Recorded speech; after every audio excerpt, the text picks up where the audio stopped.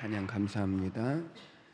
우리 이렇게 고백하시겠습니다. 우리는 하나님이 기뻐하시는 교회, 성도가 행복한 교회입니다. 시작.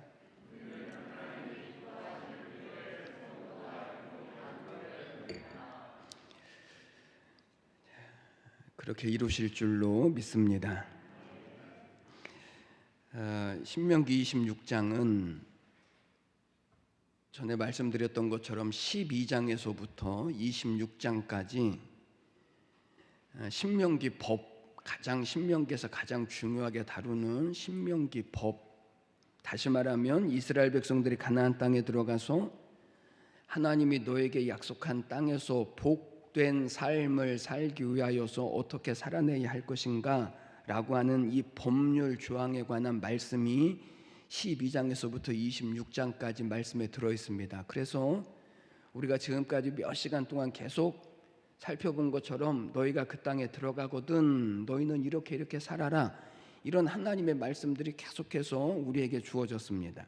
특별히 16장에는 이 모든 법률 조항에 이제 결론에 해당되어지는 부분이 이 26장인데 그 결론이 무엇인가 하면 돈에 관한 것입니다. 어떤 특정 주제를 공개적으로 거론하고 이야기하는 것 중에서 가장 민감한 이슈가 뭐냐면 돈에 관한 것입니다.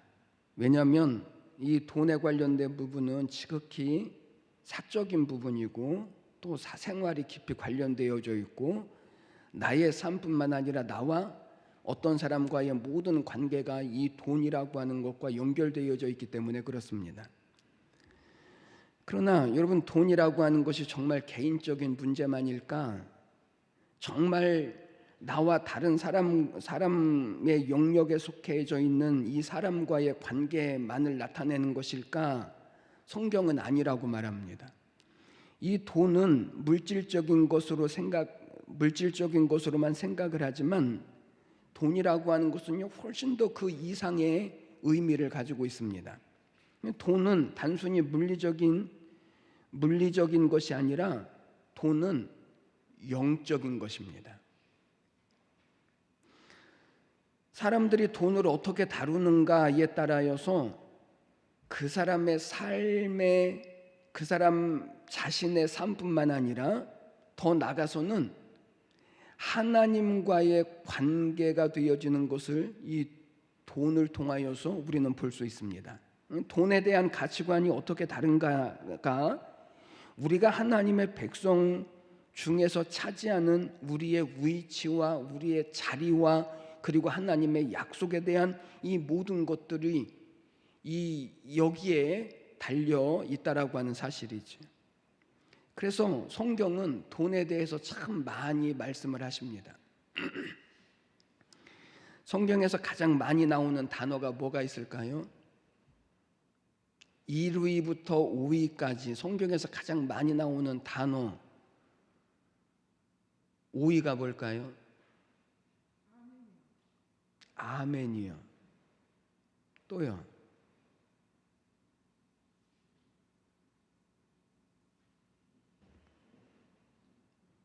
대답 안 하실 줄 알고 제가 다 찾아왔습니다. 성경에서 가장 많이 나오는 단어 5개 중에서 5위는 믿음과 구원입니다. 어떻게 생각하면 이 믿음과 구원이 가장 중요한 것이고 그것이 가장 많이 나올 것 같지만 성경에서 가장 많이 나오는 단어 중에서 5번째입니다. 4번째는 사랑입니다. 사랑이 없이는 아무것도 아니라고 말했는데, 사랑이 가장 중요한 것이라고 말했는데, 하나님은 사랑이시라고 말했는데, 그런데 성경에서는 믿음과 구원이라고 하는 단어가 한 350번, 그리고 사랑이라고 하는 단어가 한 700번 정도 나옵니다. 3번째는 그것보다 더 많이 나오는 단어가 있습니다. 그것은 죄라고 하는 단어입니다. 죄는 한 1000번가량 정도 성경에 나옵니다. 1등하고 2등이 남았는데 뭐가 남았을 것 같습니까? 1등은 하나님이십니다. 하나님, 예수님, 주님 이 단어가 몇 번 정도 나오냐면 15,000번 정도가 나옵니다. 그러니까 성경은 누구에 대한 책인가 하면 하나님에 대한 책이 맞습니다. 두 번째로 많이 나오는 단어는 3,200번 정도 나왔는데 이 단어는 믿음과 구원이나 사랑이나 아니면 죄나 이런 것보다 훨씬 더 중요하게 성경에 말씀하고 있는데 그 단어가 무엇인가 하면 돈입니다. 그러니까 돈은 그만큼 영적인 부분이고 그리고 그만큼 중요한 의미를 가지고 있기 때문에 성경에서는 우리에게 이 돈이라고 하는 것에 대하여서 그렇게 굉장히 많이 말씀을 하십니다. 특별히 오늘 26장에 와서 이 신명기법, 너희가 가나안 땅에 들어가서 살 때에 너희가 지켜야 될 이 법률에 관하여서 결론적으로 말씀할 때 하나님은 무엇에 대해서 말씀하시냐면 너희가 반드시 지켜야 한다, 꼭 지켜야 한다 라고 하는 것으로 11조에 대하여서 말씀을 하십니다. 오늘 분위기가 안 좋을 것 같죠?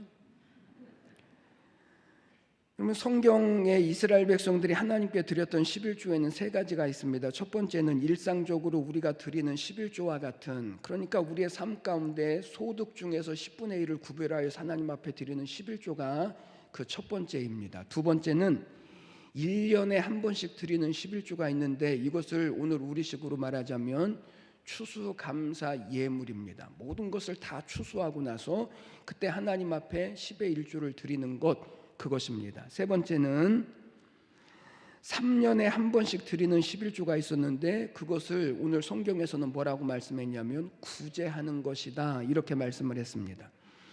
오늘 이 세 가지 중에서 오늘 우리는 11조와 구제에 대하여서 저희들이 말씀을 같이 나누려고 합니다. 오늘 이야기는 조금 무거울 수 있고 조금 교리적일 수 있지만 오늘 왜 하나님은 이스라엘 백성들이 가나안 땅에 들어가서 살게 되어 그들이 지켜야 될 모든 율법 중에서 결론적으로 이 11조에 관한 것을 말씀하셨는지를 오늘 우리가 보게 되셨으면 좋겠고, 그래서 우리의 모든 삶이 하나님의 약속과 은혜와 복된 삶을 이루어 가시는 우리의 믿음과 신앙이 되시기를 주님의 이름으로 간절히 축복합니다. 먼저 11조 11조는 하는 것이 맞습니까? 안 하는 것이 맞습니까? 하는 것이 맞습니까? 안 하는 것이 맞습니까? 하는 것이 맞습니까? 성경은 구약과 신약으로 되어져 있습니다. 구약은 오실 예수님에 대한 말씀이고 신약은 오신 예수님과 그리고 마지막 재림주로 오실 예수님에 대한 말씀이 신약이죠. 구약에서 오실 예수님의 모형으로 구약에 나타난 모든 것들은 오실 예수님에 대한 모형입니다. 대표적인 것이 뭐냐면 짐승으로 제물을 삼아서 하나님 앞에 제사를 드렸는데 이것이 대표적인 오실 예수님에 대한 그림자요 모형입니다. 신약에서는 그 제물의 실체이신 예수님께서 오셔서 완전한 제물로 십자가에 드려지셨고 그 제물로 말미암아 우리가 구원을 얻습니다. 그래서 지금 우리는 하나님 앞에 예배를 드릴 때 짐승을 잡아서 제사하지 않습니다. 왜냐하면 이 제사의 실체이신 예수님이 완전한 제물이 되셔서 단 한 번의 제사로 모든 구원을 다 완성해 주셨기 때문에 그런 것입니다. 그러면 11조는 어떻습니까? 11조 역시 구약 성경이 기록된 율법이고 예수님께서 모든 율법을 완성하셨기 때문에 11조도 안 드려야 되는 것 아닙니까? 그래서 요즘에 유튜브라고 하는 방송에 어떤 목사들이 가끔 올리는 것 중에서 11조 하지 마라, 11조 드리면 안 된다, 심지어는 11조를 드리면 지옥에 간다 라고 말하는 유튜버 방송들이 종종 올라옵니다.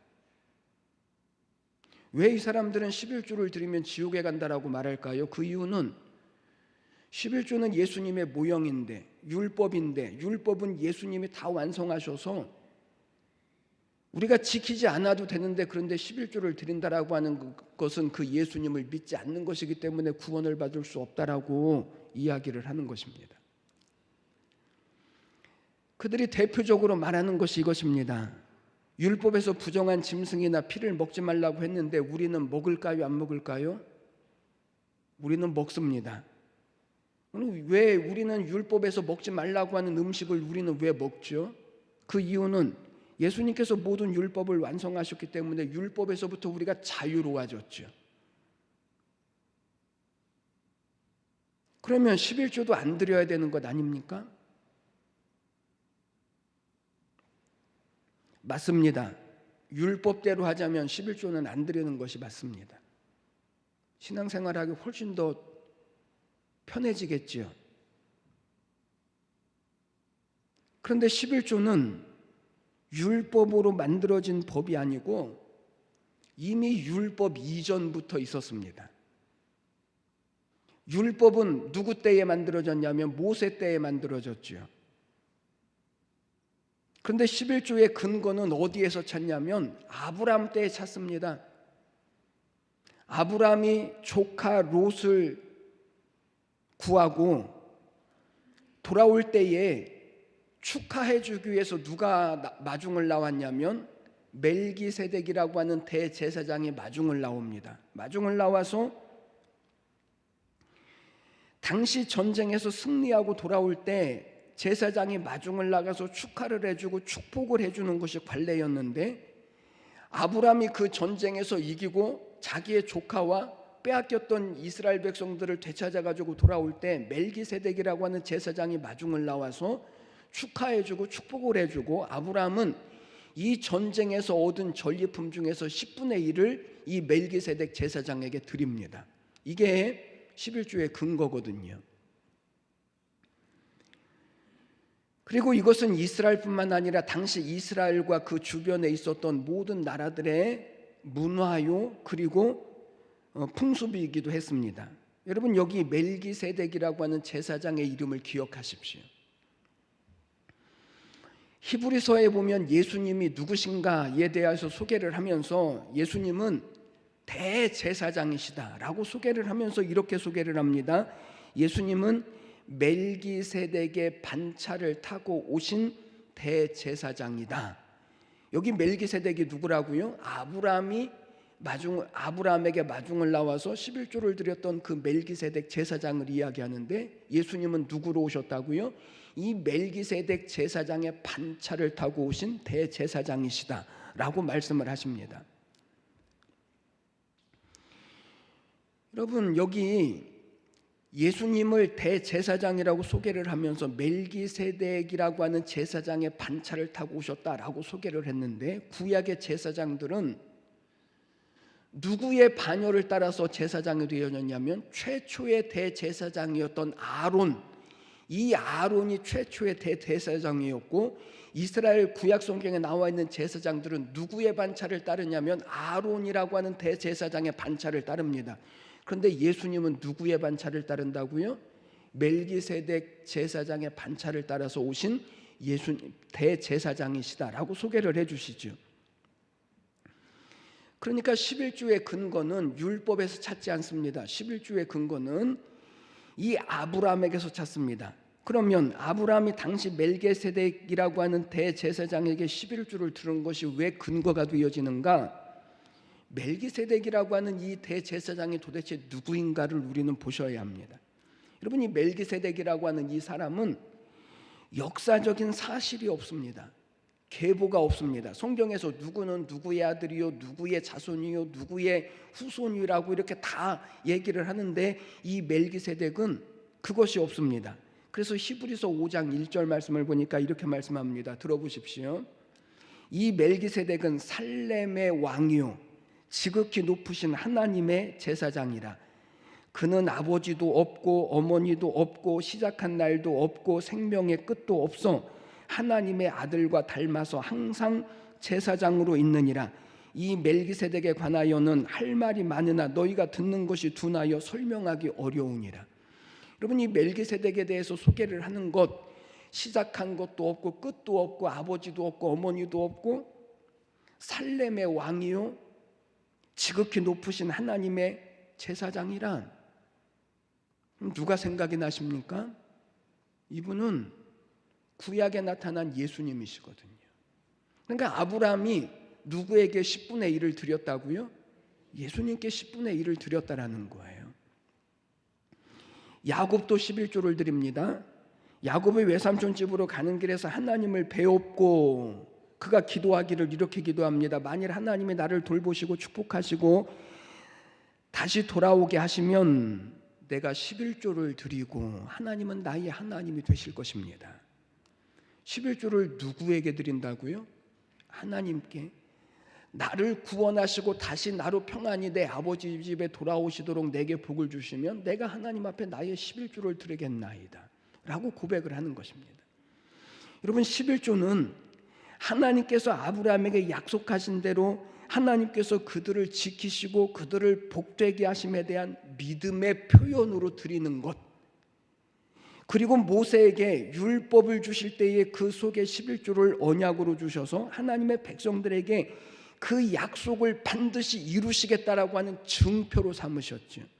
그러니까 11조는 율법이 아니고 우리를 구원하시고 우리를 복되게 하시는 하나님을 믿는 믿음과 관련되어져 있는 것이 11조입니다. 그러니까 오늘날 11조를 안 드려야 된다, 11조를 드리면 지옥에 간다? 아닙니다. 그래서 11조라고 하는 것은 글자적인 의미로는 10분의 1입니다. 내게 얻은 소득 중에서 10분의 1, 이것을 11조라고 말하지만 정확한 의미는 10분의 1이라고 하는 의미가 아니고 이 10분의 1은 이 10개, 이 10분 10개 전체를 대표한다라고 하는 성격을 가지고 있는 것입니다. 이게 11조입니다. 전체를 대표한다라고 하는 말은 내게 이런 소득을 주신 분이 내가 아니고 하나님이십니다. 내 삶의 주인은 내가 아니고 하나님이십니다 라고 하는 이 고백, 이 믿음이 11조인 것입니다. 그래서 11조를 드릴 때 어떻게 하라고 말씀하시냐면 오늘 26장 1절로부터 10절 말씀, 11절 말씀을 보니까 하나님 앞에 예물을 드릴 때 이렇게 드리라고 말씀하죠. 하나님께서 이스라엘 백성들에게 약속하시고 인도하시고 허락하신 땅에 들어온 것을 너가 다시 확인해라. 그리고 애굽에서 종되었던 때에 광야에서 40년간 살았던 때에 내 땅도 없고 내 수확물도 없었는데 거기에서부터 하나님이 약속하신 가나안 땅에 들어와서 이제는 내가 농사를 지어서 수확물이 생기고 내 땅이 생기고 내 기업을 갖게 되어졌습니다 라고 그 보증물로 10의 1조를 가지고 하나님 앞에 와서 드려라. 하나님 이렇게 말씀하시는 것입니다. 그러니까 11조라고 하는 것은 내가 하나님의 은혜 안에 있습니다. 하나님이 나에게 복을 주시는 하나님이십니다. 하나님이 내 주인이십니다. 하나님이 내 편이십니다. 하나님이 나에게 복을 주시는 하나님이심을 고백하는 것입니다. 그게 11조거든요. 지금까지 한국 교회에서는 11조를 조금 이상하게 이해를 해왔습니다. 대표적인 것이 말라기 3장 말씀인데 거기 보면 이렇게 말씀합니다. 봐라, 11조를 들으면 하나님께서 하늘 문을 열고 너희에게 복을 쌓을 곳이 없도록 부으시는지 아니하는지 너희가 한번 시험해봐라. 복을 받고 싶으냐 그러면 11조를 드려라. 한국 교회에서는 11조를 이렇게 이해를 해왔습니다. 그래서 교회에서도 11조가 신앙의 척도로 사용되어졌습니다. 아닌 것은 아닙니다. 11조가 분명히 신앙의 척도가 되어지는 것은 맞습니다.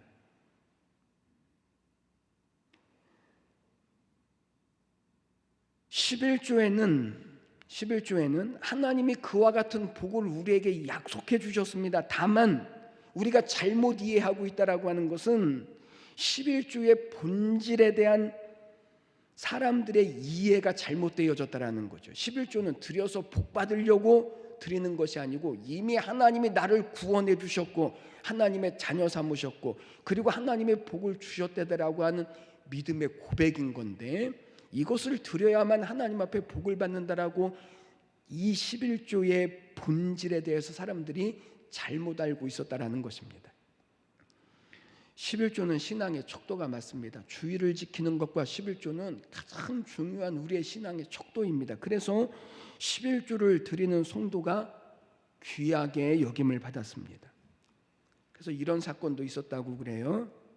어떤 두 사람이 무인도에 갇히게 되어졌는데 한 사람은 이제 죽었구나 생각하면서 걱정이 태산 같은데 다른 한 사람은 너무나 느긋한 것입니다. 아무런 걱정이 없는 것입니다. 그래서 걱정이 많은 사람이 느긋한 사람에게 물었습니다. 아니 당신은 왜 그렇게 느긋합니까? 왜 그렇게 태평합니까? 우리가 이 무인도에서 죽을지도 모르는데 당신은 두렵지 않습니까? 그러자 느긋한 사람이 이렇게 대답했습니다. 당신은 내가 11주를 얼마나 많이 드리는지 아십니까? 우리 목사님께서 꼭 신방 오실 테니 난 걱정할 것 없습니다. 11주를 드리는 성도가 얼마만큼 귀하게 교회에서 여김을 받는지에 대한 풍자로 나온 말씀이죠. 주일 성수를 하는 것과 11조는 우리의 믿음에 정말 중요한 척도가 되어집니다. 그러나 말라기서 3장 7절 말씀을 주의해서 보십시오. 거기 11조의 본질을 거기서 설명을 하기를 이렇게 설명을 했습니다. 만군의 여호와가 이르노라 너희 조상들의 날로부터 너희가 나의 규례를 떠나서 지키지 아니하였도다. 그런즉 내게로 돌아오라. 그리하면 나도 너희에게로 돌아가리라 하였더니 너희가 이르기를 우리가 어떻게 하여야 주께 돌아가리까 하는도다. 여러분 이 말씀을 잘 보십시오. 만군의 여호와가 이르노라 너희의 조상날로부터 너희가 나의 규례를 지키지 아니하고 나를 떠났도다. 여기 규례가 뭐냐면 11조입니다. 11조. 너희가 나를 떠났구나. 내 규례를 지키지 아니하였구나. 그런즉 내게로 돌아오라. 그랬더니 이스라엘 백성들이 뭐라고 말한다고? 내가 언제 하나님을 떠났습니까? 내가 어떻게 하는 것이 주님께로 돌아가는 것입니까? 여러분 하나님께로 돌아온다라고 하는 것이 무엇입니까? 그것은 하나님의 말씀에 순종하고 하나님만 섬기고 하나님이 우리의 주인 되게 하시는 것입니다. 하나님을 모시고 사는 것입니다. 그 표가 뭐라고요? 그 표가 10의 1조라고요.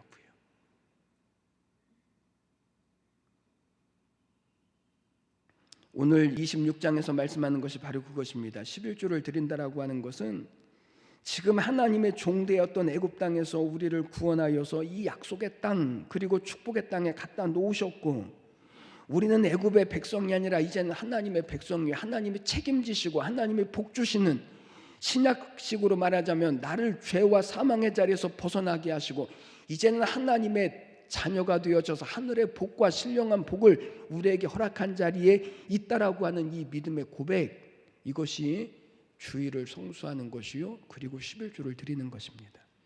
그것뿐만 아니라 말라기 3장 10절에서 만군의 여호와가 이르노라 너희의 온전한 11조를 창고에 들여 나의 집에 양식이 있게 하고 그것으로 나를 시험하여 내가 하늘문을 열고 너희에게 복을 쌓을 곳이 없도록 붙지 아니하나 보라. 여러분 이것은 11조가 복받는 방법이라고 하는 것이 아니라 하나님만 섬기고 그분의 뜻대로 살면 하나님이 복을 우리에게 이렇게 주시겠다라고 약속하시는 내용인 것입니다. 조용규 목사님이 11조를 드리지 못하는 집사님을 불렀습니다. 그리고 집사님에게 이렇게 말합니다. 집사님, 구원의 확신을 가지십시오. 무엇을 못하고 있는데 지금 이 말을 한다고요? 11조를 못 드리고 있는 집사님을 불러서 가장 먼저 한 말이 뭐냐면 집사님 구원의 확신을 가지십시오.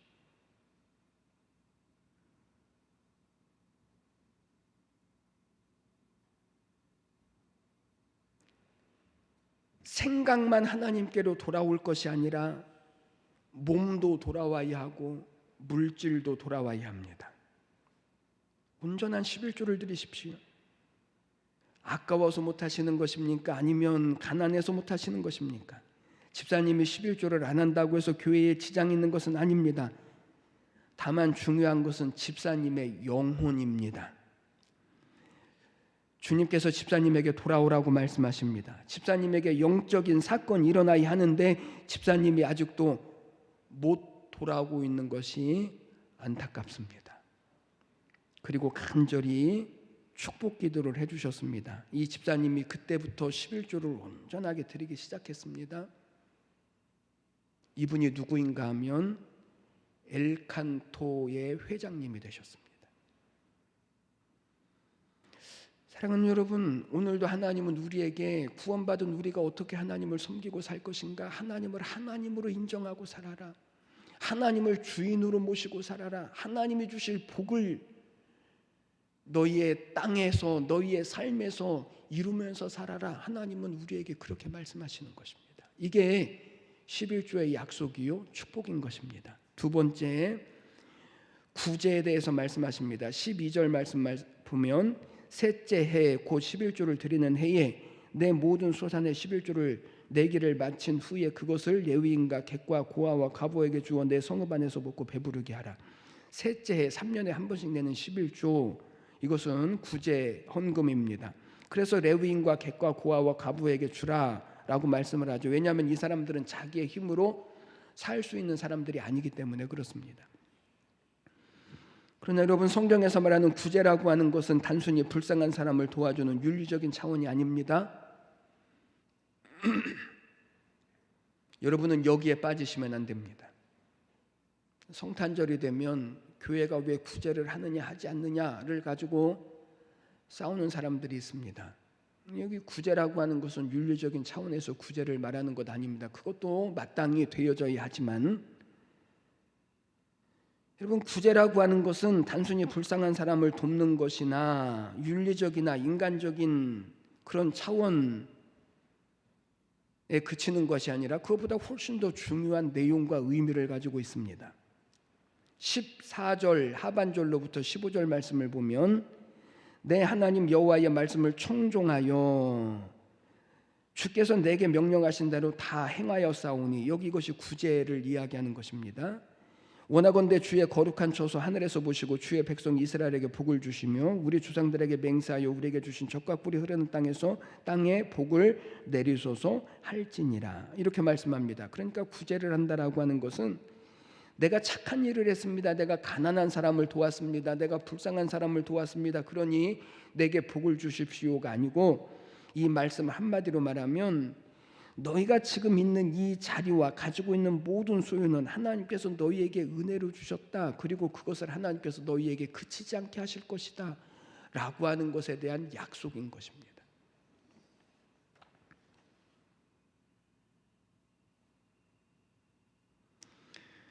여러분, 구제라고 하는 것과 11조라고 하는 것은 이런 것입니다. 내가 이것을 행했기 때문에 내게 복을 주십시오 아닙니다. 물론 여기에는 하나님의 약속된 복이 있는 것이 분명합니다. 그러나 이것은 내가 이미 하나님의 은혜의 자리에 있습니다. 내가 구원받은 하나님의 자녀가 되어졌습니다. 내가 하나님의 복 주시는 자리에 있고 하나님이 책임져 주시는 자리에 내가 있습니다. 하나님만이 나의 복이시고 나의 구원이시고 생명이십니다 라고 하는 믿음의 고백인 것입니다. 사랑하는 여러분, 여러분이 있는 신앙의 자리를 다 확인하십시오. 그것이 11조와 주일 성수와 그리고 구제입니다. 11조와 주일 성수와 구제는 하나님께서 성도에게 주신 신앙의 책임입니다. 그래서 교회에서 집사를 주고 권사를 주고 장로의 직분을 베풀 때 공통적으로 빠지지 않는 것이 있습니다. 그것이 무엇인가 하면 첫 번째는 주일 성수요, 두 번째는 11조입니다.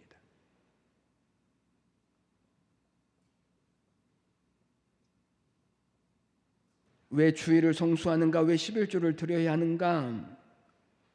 그것이 구원받은 성도로서의 첫 번째 책임이요 구원받은 자의 고백이기 때문에 그렇습니다. 그러니까 11조를 드리고 주일 성수를 하고 구제를 하면 신앙이 조금 더 좋은 사람이고, 하지 않으면 신앙이 조금밖에 없다라고 하는 것이 아닙니다. 주일을 지키는 것과 더불어 11조와 구제를 한다라고 하는 것은 우리의 구원받은 우리의 신앙에서 가장 중요한 일이요 책임적인 일입니다. 하나님의 약속을 우리의 삶 가운데 이루어가는 길이기도 합니다. 여러분, 오해하지 마십시오. 오해하지 말라고 하는 말은 결국 돈 내라는 이야기구나. 아이 18 그러지 마십시오.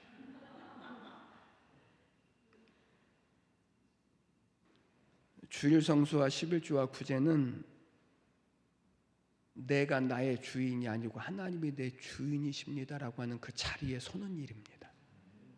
여러분은 아직도 여러분의 자녀가 여러분이 주인이십니까? 우리의 생업의 주인이 나입니까? 아니면 하나님이십니까? 하나님은 이것을 우리에게 보기를 원하시는 것입니다. 하나님이 책임져 주시게 하십시오. 하나님이 보장하게 하십시오. 하나님이 주인이 되셔서 하나님의 일들과 하나님의 역사를 이루어가게 하십시오. 이게 하나님의 자녀된 자리입니다. 하나님의 백성으로 복받을 자리에 서는 것입니다. 저는 오늘 우리 모두가 부디 이 하나님의 약속된 자리에 서셔서, 그래서 우리에게 주신 모든 자리가 하나님이 복 주시는 자리요, 책임져 주시는 자리요, 승리케 하시는 그런 축복의 자리가 다 되시기를 주님의 이름으로 간절히 축원해 드립니다. 기도드리겠습니다. 하나님, 은혜와 사랑을 감사합니다. 오늘 이스라엘 백성들이 하나님이 약속하신 가나안 땅에 들어가거든 어떻게 살아야 할 것인가에 대하여서 하나님이 말씀하십니다. 하나님, 돈은 물질적인 것으로 끝나는 것이 아니라 영적인 것입니다. 하나님을 하나님 자리에 놓는지 돈을 하나님 자리에 놓는지를 하나님은 결정하라고 말씀하십니다. 하나님은 오늘 우리 사랑하는 모든 성도들이 하나님을 주인으로 삼게 하여 주시어서 야곱과 같이 하나님이 나를 지키시고 붙드시고 인도하시면 하나님이 나의 하나님이 되시리라고는 이 믿음의 고백으로 하나님 오늘 우리에게 주어진 하나님이 신앙의 자리를 확인하는 우리 모두가 다 되게 하여 주시옵소서. 감사드리며 예수님의 이름으로 기도드리옵나이다. 아멘.